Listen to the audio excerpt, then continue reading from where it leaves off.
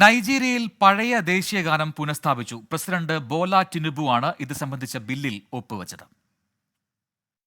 ബുധനാഴ്ച അബുജയിൽ നടന്ന നാഷണൽ അസംബ്ലിയുടെ സംയുക്ത സമ്മേളനത്തിലാണ് നിലവിലെ ദേശീയഗാനം മാറ്റി പഴയ ദേശീയഗാനം പുനഃസ്ഥാപിക്കുന്നതിനുള്ള ബില്ലിൽ നൈജീരിയൻ പ്രസിഡന്റ് ബോല ടിനുബു ഒപ്പുവെച്ചത്.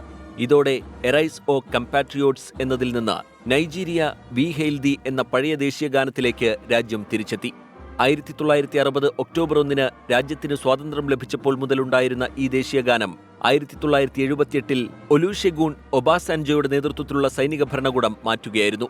46 വർഷങ്ങൾക്ക് ശേഷമാണ് പഴയ ദേശീയഗാനത്തിലേക്ക് രാജ്യം മടങ്ങിയെത്തുന്നത്. ലില്ലിയാൻ ജീൻ വില്യംസാണ് ഈ ഗാനത്തിന്റെ രചയിതാവ്. നൈജീരിയയിലുള്ളവർ എല്ലാവരും സഹോദരങ്ങളാണെന്നും പരസ്പരം സഹോദരങ്ങളെന്ന് അഭിസംബോധന ചെയ്യണമെന്നും ബില്ലിൽ ഒപ്പുവെക്കവേ പ്രസിഡന്റ് ബോല ടിനുബു പറഞ്ഞു.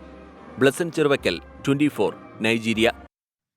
വിധി ദിനത്തിൽ 24 മാജിക് ജൂൺ 4 ചൊവ്വാഴ്ച രാവിലെ 5 മണി മുതൽ 24-ൽ.